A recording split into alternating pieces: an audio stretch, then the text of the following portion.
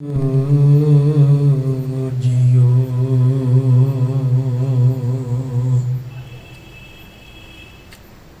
धन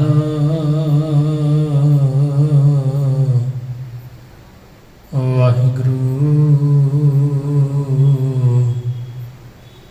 साहिब जियो। पूरा प्रभ आराध्या पूरा जाका नाम नानक पूरा पाया पूरे के गुण गा।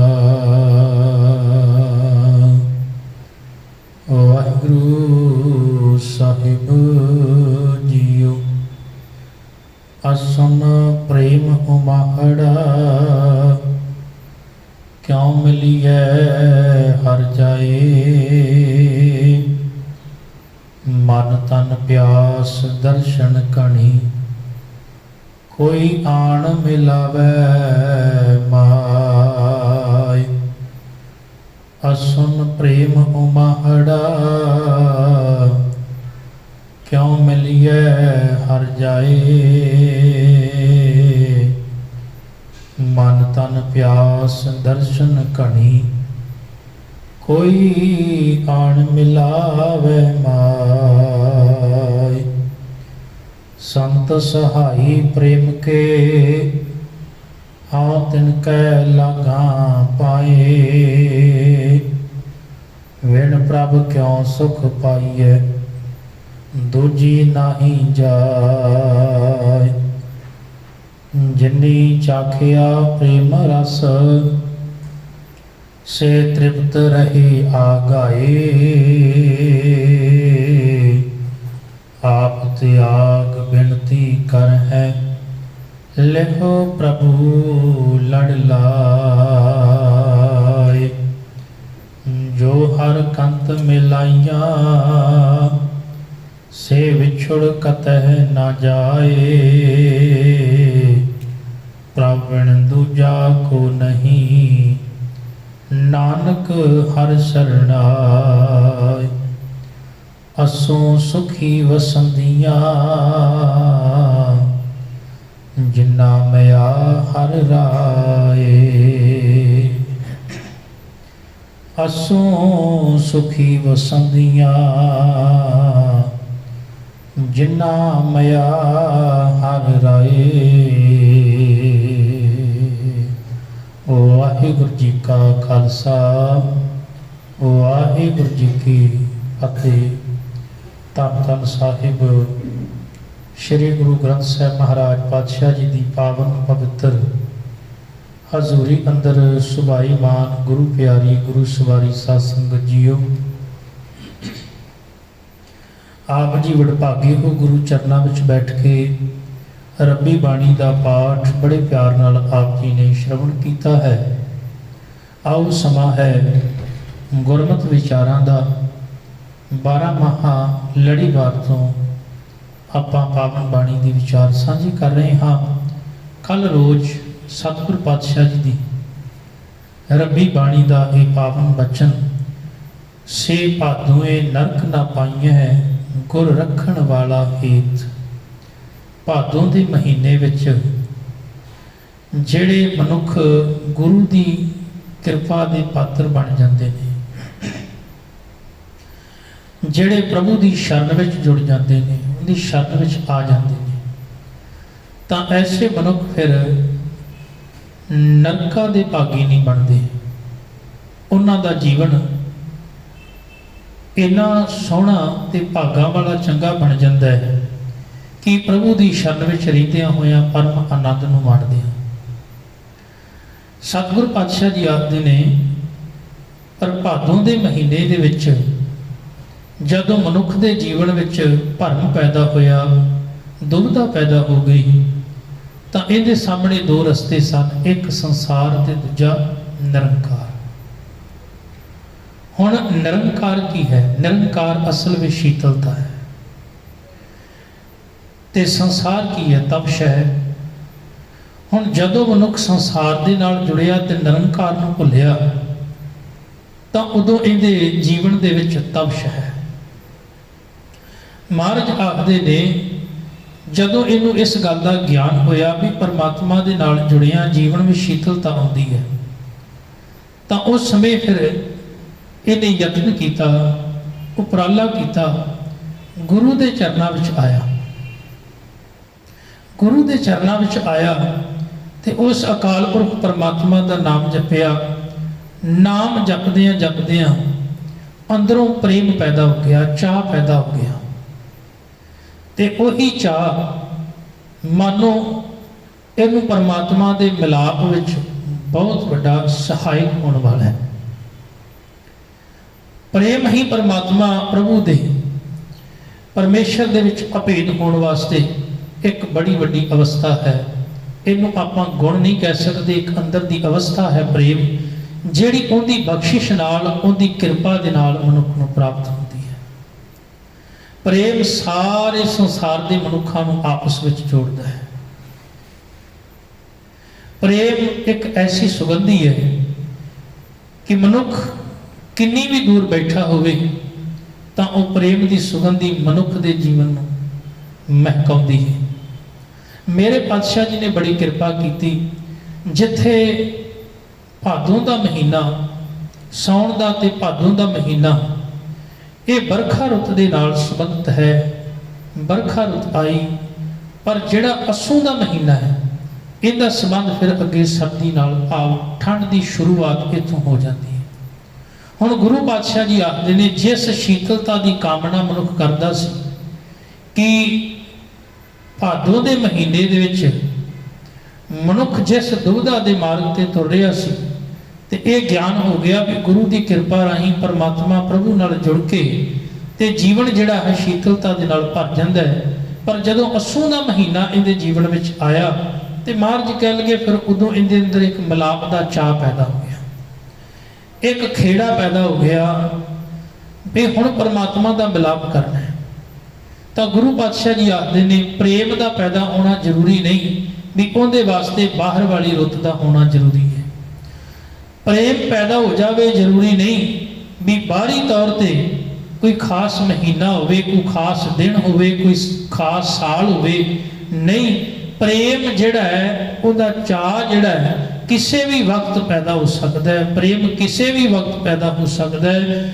ਉਮੰਗ ਜੀਵਨ ਵਿੱਚ ਕਿਸੇ ਵੀ ਸਮੇਂ ਪੈਦਾ ਹੋ ਸਕਦੀ ਹੈ। ਇਹ ਹੋ ਸਕਦਾ ਦਿਨ ਹੋਵੇ, ਰਾਤ ਹੋਵੇ, ਹੋ ਸਕਦਾ ਹੈ ਮਨੁੱਖ ਸਵੇਰ ਹੋਵੇ, ਸ਼ਾਮ ਹੋਵੇ, ਘਰ ਹੋਵੇ, ਬਾਹਰ ਹੋਵੇ। ਇਹਦਾ ਕੋਈ ਖਾਸ ਸਮਾਂ ਨਹੀਂ ਵੀ ਪ੍ਰੇਮ ਕਿਸੇ ਖਾਸ ਸਮੇਂ ਦਾ ਮੁਹਤਾਜ ਹੈ, ਨਹੀਂ।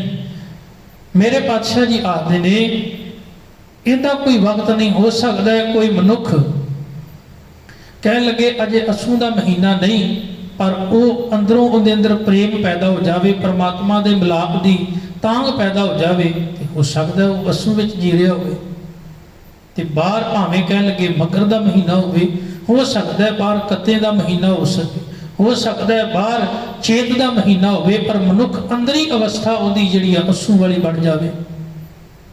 ਤਾਂ ਮੇਰੇ ਪਾਤਸ਼ਾਹ ਜੀ ਬੜੀ ਕਿਰਪਾ ਕਰਦੇ ਨੇ ਕਿ ਅੰਦਰ ਤਬਦੀਲੀ ਆ ਜਾਣੀ, ਅੰਦਰ ਬਦਲਾਵ ਆ ਜਾਣਾ, ਅੰਦਰ ਪਰਿਵਰਤਨ ਆ ਜਾਣਾ ਸਭ ਤੋਂ ਵੱਡੀ ਗੱਲ ਹੈ। ਤੇ ਇਹਦਾ ਸੰਬੰਧ ਬਾਹਰ ਨਾਲ ਨਹੀਂ, ਬਲਕਿ ਪ੍ਰੇਮ ਦਾ ਸੰਬੰਧ ਮਨੁੱਖ ਦੇ ਹਿਰਦੇ ਨਾਲ, ਅੰਦਰ ਨਾਲ ਹੈ। ਪ੍ਰੇਮ ਦਾ ਸੰਬੰਧ ਸਾਡੇ ਅੰਦਰ ਨਾਲ ਹੈ। ਸਤਿਗੁਰੂ ਪਾਤਸ਼ਾਹ ਜੀ ਕਿਰਪਾ ਕਰਦੇ ਨੇ, ਅਸੁਨ ਪ੍ਰੇਮ ਉਮਾੜਾ ਕਿਉਂ ਮਿਲੀਏ ਹਰ ਜਾਏ। ਅੱਸੂ ਦੇ ਮਹੀਨੇ ਵਿੱਚ ਕਹਿਣ ਲੱਗੇ ਅੰਦਰੋਂ ਪ੍ਰੇਮ ਨੇ ਇੱਕ ਉਛਾਲਾ ਖਾਧਾ, ਇੱਕ ਚਾਹ ਪੈਦਾ ਹੋ ਗਿਆ। ਕੀ ਚਾਹ ਪੈਦਾ ਹੋਇਆ? ਕਿਉਂ ਮਿਲੀਏ ਹਰ ਜਾਏ, ਕਿ ਉਸ ਪਰਮਾਤਮਾ ਪ੍ਰਭੂ ਪਤੀ ਨੂੰ ਕਿਵੇਂ ਮਿਲਿਆ ਜਾ ਸਕੇ, ਜਿਹਦੇ ਨਾਲ ਪਿਆਰ ਹੈ, ਜਿਹਦੇ ਨਾਲ ਸਾਂਝ ਹੈ। ਆਖਰ ਮਨੁੱਖ ਦੀਆਂ ਅੱਖਾਂ ਉਹਨੂੰ ਆਪਣੇ ਸਾਹਮਣੇ ਵੇਖਣਾ ਚਾਹੁੰਦੀਆਂ ਨੇ, ਸਦਾ ਉਹਦੇ ਦੀਦਾਰ ਕਰਨਾ ਚਾਹੁੰਦੀਆਂ ਨੇ, ਸਦਾ ਉਹਦੇ ਕੋਲ ਰਹਿਣਾ ਲੋਚਦੀਆਂ ਨੇ। ਪ੍ਰੇਮ ਇੱਕ ਐਸੀ ਦਾਤ ਹੈ ਪਰਮਾਤਮਾ ਦੀ ਕਿ ਮਨੁੱਖ ਹਮੇਸ਼ਾ ਹੀ ਪ੍ਰੇਮੀ ये चाहता है कि जिहदे नाल मैं प्रेम करदा हूँ सदा मेरे कोल रवे, सदा अखां दे सामने रवे। सतगुर पातशाह जी ने बाणी अंदर किरपा की, जिन्हां जीवां दे अंदर परमात्मा दा प्यार पैदा हो जाता है, फिर अकाल पुरख की प्राप्ति वास्ते उन्हां दे अंदर एक लालसा पैदा हो जाती है। हुण जिथे लालसा पैदा हो गई उत्थे आलस खत्म हो गया।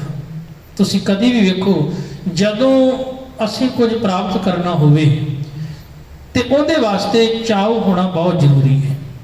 उहदे वास्ते चाह नहीं ते फिर आलस है ते साडे कदम कदी भी उस वल वध नहीं सकते।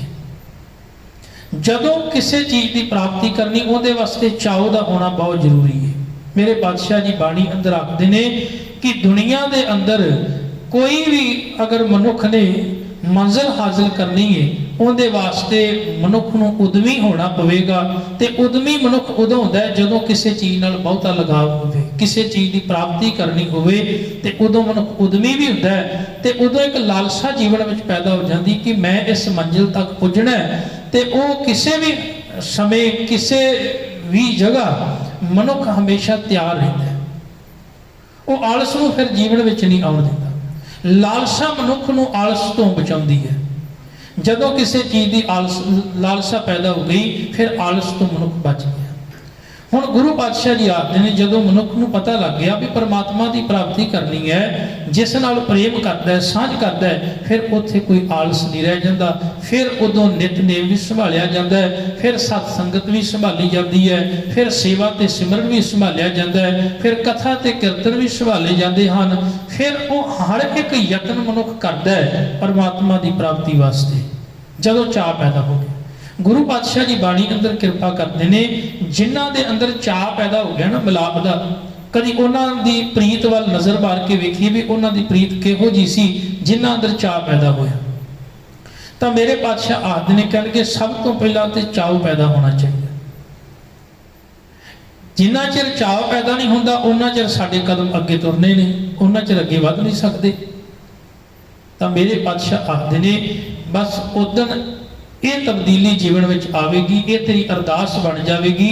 विसर नाही दातार अपना नाम देखो, गुण गावा दिन रात नानक चाओ एहो।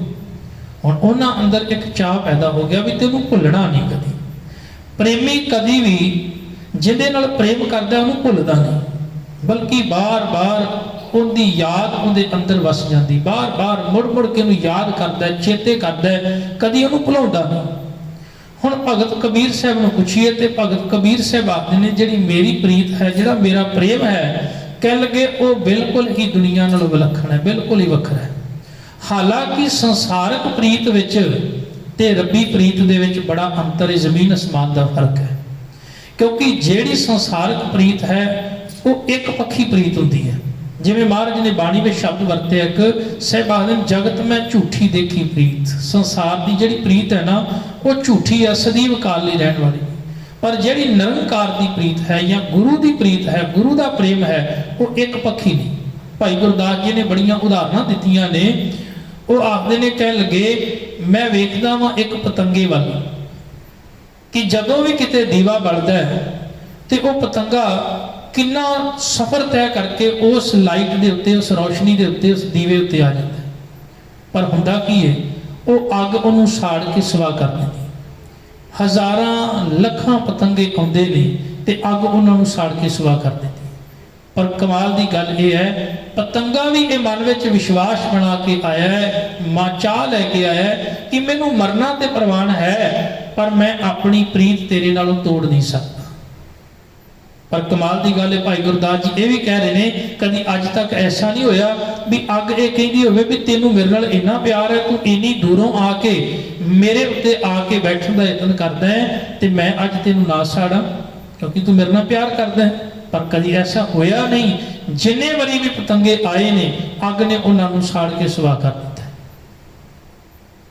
दूजी गल भाई गुरदास जी आखदे ने कह लगे जदों मैं मच्छी वाल वेखदा वां ते उदों भी मैनू बड़ी हैरानी होती है कि मच्छी पानी तो बिना नहीं रह सकती।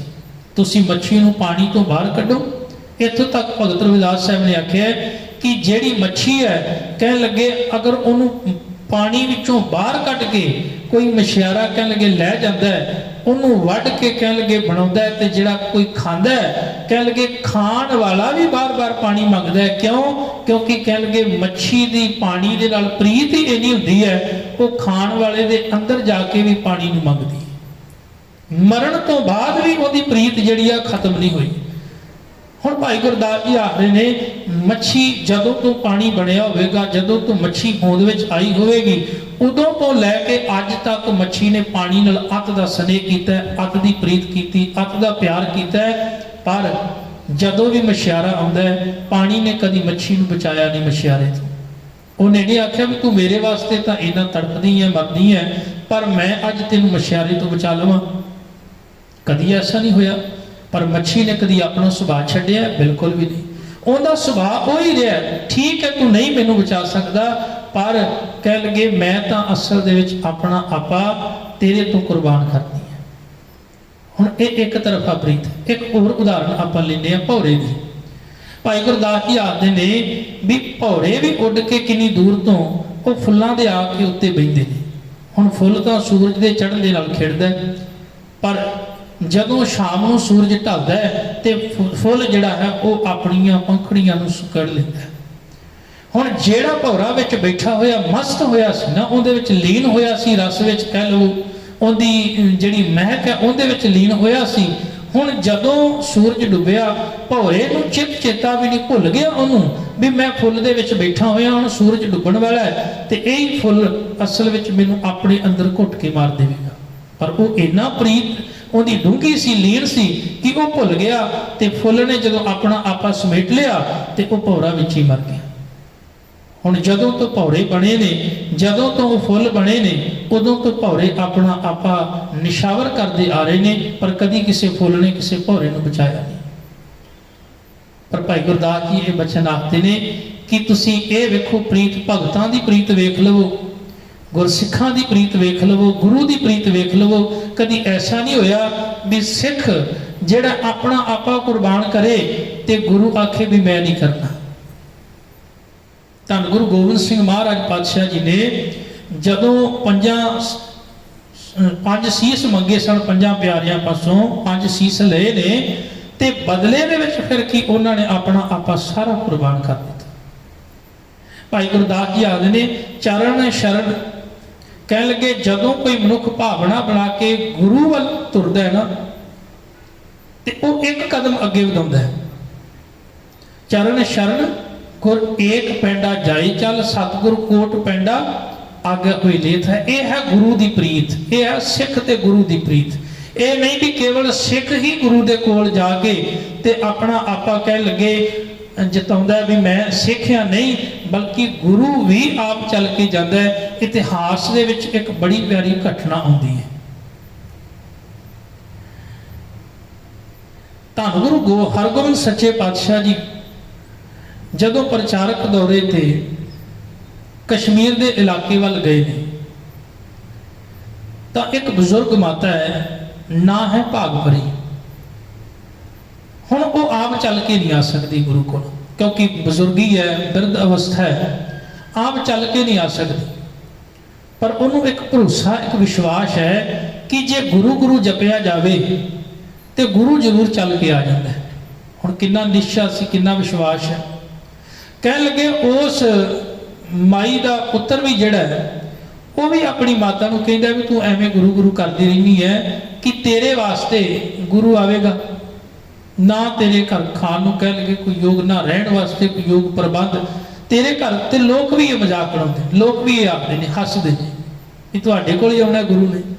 ਪਰ ਨਹੀਂ, ਗੁਰੂ ਕਿਸੇ ਪਦਾਰਥ ਦਾ ਮੁਹਤਾਜ ਨਹੀਂ, ਗੁਰੂ ਕਿਸੇ ਧਨ ਦੌਲਤ ਦਾ ਮੁਹਤਾਜ ਨਹੀਂ, ਗੁਰੂ ਪਦਾਰਥਾਂ ਦਾ ਮੁਹਤਾਜ ਨਹੀਂ ਵੀ ਜਿਹਦੇ ਕੋਲ ਜ਼ਿਆਦਾ ਪਦਾਰਥ ਹੋਣਗੇ ਤੇ ਉਹਦੇ ਕੋਲ ਹੀ ਆਵੇਗਾ।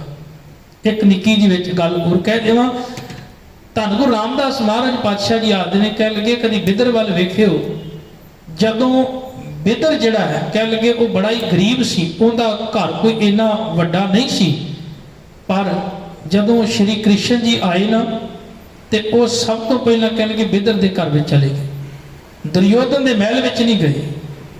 ਹੁਣ ਉਹ ਉਹਦੇ ਮਹਿਲ ਵਿੱਚ ਨਹੀਂ ਗਏ। ਉਹਦਾ ਮਹਿਲ ਤਾਂ ਬਹੁਤ ਵੱਡਾ ਸੀ, ਦੁਰਯੋਧਨ ਦਾ ਖਾਣ ਪਾਣ ਵੀ ਇੰਨਾ ਸੀ, ਪ੍ਰਬੰਧ ਵੀ ਬਹੁਤ ਵੱਡਾ ਸੀ, ਪਰ ਉਹ ਦੁਰਯੋਧਨ ਦੇ ਘਰ ਵਿੱਚ ਨਹੀਂ ਗਏ। ਉਹਦਾ ਕਾਰਨ ਇਹ ਸੀ ਕਿਉਂਕਿ ਦੁਰਯੋਧਨ ਦੇ ਅੰਦਰ ਹੰਕਾਰ ਸੀ। ਉਹ ਆਪਣੇ ਆਪ ਨੂੰ ਵੱਡਾ ਕਹਿੰਦੇ, ਮੈਂ ਬਹੁਤ ਵੱਡਾ ਆ, ਬਹੁਤ ਅਮੀਰ ਆ। ਪਰ ਦੂਜੇ ਪਾਸੇ ਕਹਿਣ ਲੱਗੇ ਵਿਦਰ ਦੇ ਘਰ ਵਿੱਚ ਸ਼੍ਰੀ ਕ੍ਰਿਸ਼ਨ ਜੀ ਇਸ ਕਰਕੇ ਗਏ ਕਿਉਂਕਿ ਸ਼੍ਰੀ ਕ੍ਰਿਸ਼ਨ ਦੇ ਘਰ ਵਿੱਚ ਬਣਿਆ ਹੋਇਆ ਸਾਗ ਵੀ, ਕਹਿਣ ਲੱਗੇ ਵਿਦਰ ਦੇ ਘਰ ਵਿੱਚ ਬਣਿਆ ਸਾਗ ਵੀ ਸ਼੍ਰੀ ਕ੍ਰਿਸ਼ਨ ਨੂੰ ਬੜਾ ਹੀ ਚੰਗਾ ਲੱਗਦਾ ਹੈ, ਅੰਮ੍ਰਿਤ ਵਰਗਾ ਲੱਗਦਾ ਹੈ। ਪਰ ਇੱਕ ਪਾਸੇ 36 ਪ੍ਰਕਾਰ ਦੇ ਭੋਜਨ ਬਣੇ ਹੋਏ ਨੇ, ਕਹਿਣ ਲੱਗੇ ਉਹ ਸ਼੍ਰੀ ਕ੍ਰਿਸ਼ਨ ਨੂੰ ਨਹੀਂ ਭਾਉਂਦੇ, ਚੰਗੇ ਨਹੀਂ ਲੱਗਦੇ। ਕਿਉਂ? ਕਾਰਨ ਉਹਨਾਂ ਦੇ ਵਿੱਚ ਹੰਕਾਰ ਹੈ, ਮੈਂ ਮੇਰੀ। ਹੁਣ ਜਿੱਥੇ ਪ੍ਰੇਮ ਹੈ ਉੱਥੇ ਹੀ ਰੱਬ ਦਾ ਵਸ ਹੈ। ਧੰਨ ਗੁਰੂ ਹਰਗੋਬਿੰਦ ਪਾਤਸ਼ਾਹ ਜੀ ਜਦੋਂ ਕਸ਼ਮੀਰ ਦੀ ਧਰਤੀ ਤੇ ਗਏ ਤੇ ਅੱਜ ਉਹਨਾਂ ਆਪ ਜਾ ਕੇ ਮਾਨੋ ਆਵਾਜ਼ ਮਾਰੀ, ਤੇ ਜਦੋਂ ਬਿਰਧ ਅਵਸਥਾ ਵਿੱਚ ਉਸ ਬਜ਼ੁਰਗ ਮਾਤਾ ਭਾਗਪਰੀ ਨੇ ਵੇਖਿਆ ਤੇ ਗੁਰੂ ਦੇ ਦੀਦਾਰ ਕਰਕੇ ਨਿਹਾਲ ਹੋ ਗਏ। ਹੁਣ ਜਿਹੜੇ ਲੋਕ ਕਦੀ ਮਿਹਣੇ ਮਾਰਦੇ ਹੁੰਦੇ ਸਨ ਵੀ ਤੁਹਾਡੇ ਘਰ ਗੁਰੂ ਨੇ ਕੀ ਆਉਣਾ, ਅੱਜ ਜਦੋਂ ਗੁਰੂ ਉਹਨਾਂ ਘਰ ਗਿਆ ਤੇ ਉਹਨਾਂ ਦੀ ਜਿਹੜੀ ਹੈ ਸੋਚ ਦੀ ਸ਼ਕਤੀ ਜਿਹੜੀ ਆ ਮੰਨ ਲਓ ਖਤਮ ਹੋ ਗਈ ਵੀ ਇਸ ਤਰ੍ਹਾਂ ਵੀ ਹੋ ਸਕਦਾ। ਪਰ ਅੰਦਰੋਂ ਯਾਦ ਇੰਨੀ ਸੀ ਗੁਰੂ ਦੇ ਨਾਲ ਜੁੜੀ ਹੋਈ ਕਿ ਸਵਾਸ ਵਾਸਤੇ ਮੰਨ ਲਓ ਗੁਰੂ ਗੁਰੂ ਜਪਦੀ ਸੀ। ਤੇ ਅੱਜ ਕਹਿ ਦਿੱਤਾ ਸਤਿਗੁਰੂ ਮੇਰਾ ਨਾਮ ਹੀ ਭਾਗਪਰੀ ਸੀ, ਪਰ ਅੱਜ ਮੈਂ ਵਾਕਈ ਭਾਗਾਂ ਦੇ ਨਾਲ ਭਰ ਗਈ। ਕਿਉਂ? ਕਿਉਂਕਿ ਅੱਜ ਮੈਨੂੰ ਪ੍ਰਤੱਖ ਗੁਰੂ ਦੇ ਦੀਦਾਰ ਹੋਏ। ਹੱਥੀਂ ਪੋਸ਼ਾਕ ਤਿਆਰ ਕੀਤੀ ਸੀ ਗੁਰੂ ਸਾਹਿਬ ਨੇ, ਉਹ ਜਿਹੜੀ ਪੋਸ਼ਾਕ ਆਪ ਪਹਿਨੀ। ਤੇ ਫਿਰ ਮਾਤਾ ਭਾਗਪਰੀ ਨੇ ਇੱਕ ਬਚਨ ਆਖਿਆ, ਕਹਿਣ ਲੱਗੇ ਤੁਹਾਡੇ ਦੀਦਾਰ ਕਰਕੇ ਜੀਵਨ ਸਫਲਾ ਹੋ ਗਿਆ, ਹੁਣ ਕਿਰਪਾ ਕਰਿਓ ਕੁਝ ਸਮੇਂ ਦੀ ਮੇਰੀ ਜ਼ਿੰਦਗੀ ਹੈ, ਆਪ ਹੱਥੀਂ ਸੰਸਕਾਰ ਕਰਕੇ ਜਾਇਓ। ਵੇਖੋ ਗੁਰੂ ਨੇ ਆਪ ਹੱਥੀਂ ਸੰਸਕਾਰ ਕੀਤਾ ਉਸ ਮਾਤਾ ਭਾਗਪਰੀ ਦਾ। ਕਸ਼ਮੀਰ ਦੀ ਧਰਤੀ ਤੇ ਪਾਤਸ਼ਾਹ ਚੱਲ ਕੇ ਗਏ। ਇਹ ਹੈ ਅਸਲ ਦੇ ਵਿੱਚ ਪਿਆਰ। ਇੱਕ ਹੋਰ ਬੜੀ ਪਿਆਰੀ ਘਟਨਾ ਆਉਂਦੀ ਹੈ। ਭਾਈ ਰੂਪਾ ਤੇ ਭਾਈ ਸਾਧੂ ਪਿਓ ਪੁੱਤਰ ਨੇ। ਪੁੱਤਰ ਦੀ ਉਮਰ ਕੇਵਲ 18 ਸਾਲ ਸੀ। ਖੇਤੀ ਦੇ ਵਿੱਚ ਕੰਮ ਪਏ ਕਰਦੇ ਨੇ। ਬਠਿੰਡੇ ਦੇ ਲਾਗੇ ਵਿੱਚ ਇਹ ਨਗਰ ਹੈ ਜਿੱਥੇ ਉਹ ਰਹਿੰਦੇ ਹੁੰਦੇ ਸਨ। ਇਹ ਖੇਤੀ ਕਰਦੇ ਨੇ ਪਿਓ ਪੁੱਤਰ। ਤੇ ਪਾਣੀ ਗਰਮੀ ਦਾ ਸਮਾਂ ਸੀ ਤੇ ਪਾਣੀ ਘੜੇ ਦੇ ਵਿੱਚ ਰੱਖਿਆ ਹੋਇਆ ਸੀ।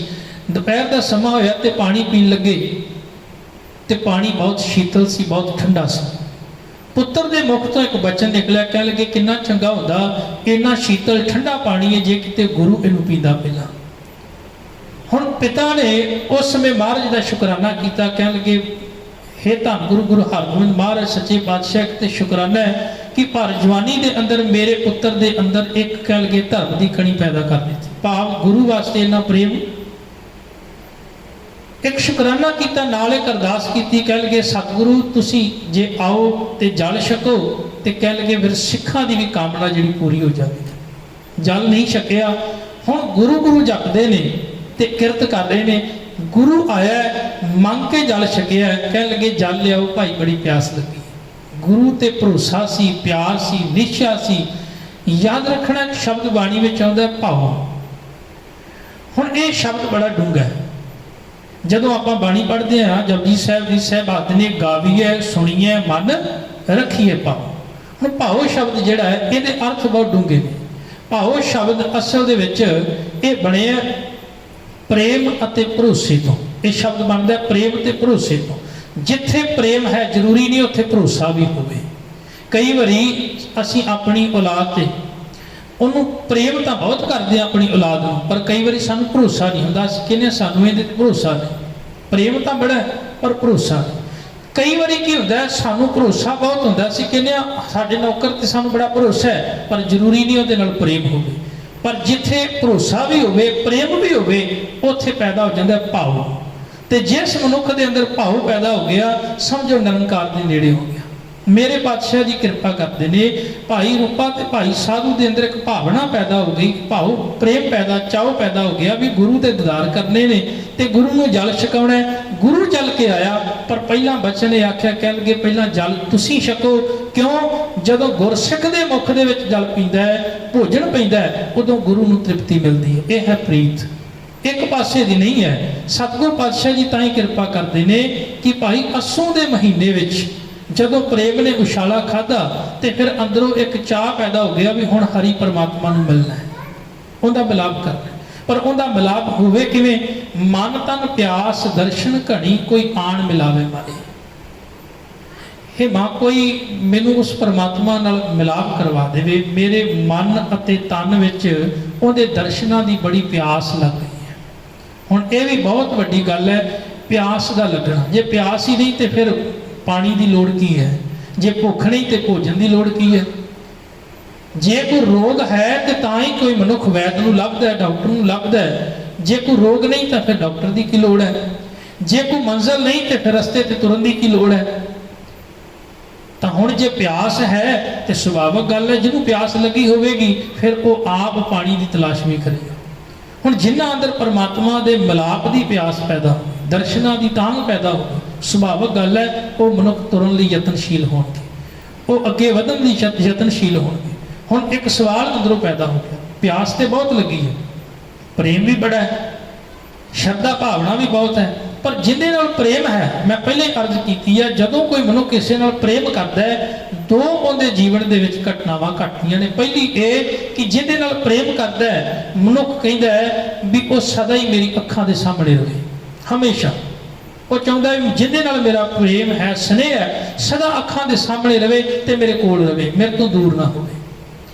तो जिन्हें नाल मनुख प्रेम करता है वार वार उनकी याद जिहड़ी मनुख के हिरदे में चलती, मुड़ मुड़ के मनुख उन्होंने याद करता है, दोहराता है, कभी वो भुलता नहीं। हुण ये सुभाव बन गया मनुख का, परमात्मा नाल प्रेम है तो हुण बार बार मनुख अंदरों नाम जपदा है, वाहिगुरू वाहिगुरू वाहिगुरू जपदा है, हरी हरी करता है, बार बार उनका जाप करता है, पर अंदरों प्यास भी लगी है। हुण एक जिहड़ी कमी वो ये है भी परमात्मा के दर्शन करने, दीदार करने। जदों आपां भगतां दे जीवन नूं पढ़दे हां, भगत रविदास साहब आखदे ने सगल भवन के नायका एक छिन दर्श दिखाई। भगत जी नूं पुछो भी एक छिन विच दर्शन कीतिआं कि तुसीं तृप्त हो जाओगे, रज जाओगे, पर वो कोई जवाब देंदे ने, कहण लगे एक छिन भी मेरे वास्ते बहुत है। क्यों? क्योंकि असल दे विच जदों बाहर बहुत सारा हनेरा होवे ते आकाश दे विच एक छिन वास्ते बिजली चमके तां बड़ी दूर तक रस्ता विखा देंदी है। बस एक छिन उहदा दर्शन मैनूं उहदे करीब लै जाएगा, उहदे नेड़े लै जाएगा, पर एक छिन ही दर्शन हो जाए। हुण गुरु साहब आखदे ने मन तन प्यास दर्शन घणी, कोई आण मिलावे माए संत सहाई प्रेम की। हुण एक जवाब मिलिया भी वो मिलाप करवा सकते हैं जिहड़े आप मिले हुए ने, जिहड़े रब नाल जुड़े हुए ने, जिन्हां ने रब की प्राप्ति कर ली। हुण गुरु पातशाह जी आखदे ने भी सब तो चंगा सब तो सौखा की है, परमात्मा दे मिलाप सहाई कौन हुंदा है? संत भावे गुरु। हुण गुरु क्योंकि गुरु दे विच परमात्मा दा वस है, गुर परमेश्वर एक हो जान, कोई भेद नहीं, कोई फर्क नहीं है, परमेश्वर ही गुरु ते गुरु ही परमेश्वर है। हुण गुरु जानदा है परमात्मा दे घर दा राह, ते गुरु ने सानू बड़े सौखे तरीके नाल दसना भी रब दे घर किवें जाईदा है। ते महाराज कृपा करते ने संत सहाई प्रेम के, कह लगे जिहड़े संत जन हैं वो इस प्रेम को होर वधाउण दे विच सहायता करते हैं। हाँ तिन कह लागा पाई, मैं उन्हां दे चरनां नाल जाके जुड़ जावां। भाव चरनां नाल जुड़न दा मतलब है उन्हां दी सिੱਖਿਆ नाल जुड़ जावां कि वो जो सिੱਖਿਆ मैनूं देण, वो सिੱਖਿਆ नूं कमा के ते मैं भी उन्हां वर्गी प्राप्ति परमात्मा दी कर सकां। वेल प्रभ क्यों सुख पाई है दूजी नाही जाए, जाए दा अर्थ है थां। हुण कोई दूजी थां नहीं मैनूं नज़र आउंदी भी जिथों मैनूं सुख मिल सकदा होवे। परमात्मा दे प्रेम विच ही इन्ना सुख है, उहदे नाम विच ही इन्ना सुख है कि हुण मैनूं कोई दूजी थां नज़र नहीं आउंदी भी जिथे मैं जावां ते मैनूं सुख मिले। जिन्नी चाखिया प्रेम रस से तृप्त रहे अगाए। हुण जिन्हां ने प्रेम रस चख लिया ना वो फिर अंदरों रज गए, तृप्त हो गए। उन्हां दे अंदर कोई भी कामना नहीं रही, उन्हां दे अंदर कोई फिर लालसा नहीं रही, उन्हां दे अंदर कोई वासना नहीं रही। क्यों? उन्होंने प्रेम रस नूं चख लिया, तृप्त हो गए। आप त्याग बिनती करें लेहो प्रभु लड़नाए। हुण वो इक्को ही बेनती करते हैं, इक्को ही अरदास करते हैं, पर अपना आपा त्याग के, अपनी मैं नूं छड्ड के, मैं मेरी दा त्याग करके की अरदास करते हैं, लेहो प्रभु लड़लाए। प्रभु अपने चरणों नाल सानूं जोड़ लवो, जो हर कंत मिलाइयां से विछुड़ कतै न जाए। फिर जिन्होंने त्रुट के मालिक अपने चरणों नाल जीव स्त्रियों नूं जोड़ लैंदा है, फिर वो कभी विछड़दियां नहीं, वो कभी विछड़ नहीं सकती। और ये बड़ी वड्डी गल हुंदी है कि गुरु परमेश्वर आप कृपा करके चरणों नाल जोड़ लवे। प्रभ बिन दूजा को नहीं नानक हर शरणाए। ये नानक ਇਹ ਨਿਸ਼ਚਾ ਵੱਜ ਜਾਂਦਾ ਹੈ ਕਿ ਜੇ ਸਦੀਵੀ ਸੁਖ ਲੈਣਾ ਹੈ ਤੇ ਪਰਮਾਤਮਾ ਦੀ ਸ਼ਰਨ ਵਿੱਚ ਜੁੜਿਆ ਰਹਿ, ਕਿਉਂਕਿ ਉਹਦੇ ਤੋਂ ਬਿਨਾ ਹੋਰ ਕੋਈ ਸੁਖ ਦੇਣ ਵਾਲੀ ਥਾਂ ਨਹੀਂ ਹੈ। ਅਸੂ ਸੁਖੀ ਵਸੰਦੀਆਂ ਜਿਨ੍ਹਾਂ ਮਿਆ ਹਰਾਏ, ਕਹਿਣ ਲੱਗੇ ਉਹਨਾਂ ਜੀਵ ਇਸਤਰੀਆਂ ਵਾਸਤੇ ਅੱਸੂ ਦਾ ਮਹੀਨਾ ਜਿਹੜਾ ਬੜੀ ਹੀ ਠੰਡੀ ਮਿੱਠੀ ਰੁੱਤ ਵਾਲਾ ਹੁੰਦਾ ਹੈ, ਕਹਿਣ ਲੱਗੇ ਸੁੱਖਾਂ ਵਾਲਾ ਹੈ, ਜਿਨ੍ਹਾਂ ਦਾ ਅੰਦਰੋਂ ਮਾਲਕ ਨਾਲ ਪਿਆਰ ਪੈ ਜਾਂਦਾ ਹੈ ਤੇ ਜਿਨ੍ਹਾਂ ਉੱਤੇ ਮਾਲਕ ਦੀ ਕਿਰਪਾ ਹੋ ਜਾਂਦੀ ਹੈ, ਫਿਰ ਉਹ ਅੱਸੂ ਦੇ ਮਹੀਨੇ ਵਿੱਚ ਵੀ ਸੁੱਖ ਮਾਣਦੀਆਂ ਹਨ। ਗੁਰੂ ਕਿਰਪਾ ਕਰੇ, ਸਾਡਾ ਪਿਆਰ ਬਣੇ ਗੁਰੂ ਨਾਲ, ਸਾਡੀ ਸਾਂਝ ਬਣੇ ਪਰਮੇਸ਼ਰ ਨਾਲ, ਤੇ ਉਹਦੀ ਕਿਰਪਾ ਹੋਵੇ ਤੇ ਅਸੀਂ ਆਪਣਾ ਜੀਵਨ ਜਿਹੜਾ ਸਫਲ ਕਰ ਸਕੀਏ। ਵਿਚਾਰਾਂ ਕਰਦੇ ਹਾਂ ਬੇਅੰਤੁਲਾ ਹੋਈਆਂ ਬਖਸ਼ ਲੈਣੀਆਂ। ਬੁਲਾਓ ਫਤਿਹ। ਵਾਹਿਗੁਰੂ ਜੀ ਕਾ ਖਾਲਸਾ, ਵਾਹਿਗੁਰੂ ਜੀ ਕੀ ਫਤਿਹ।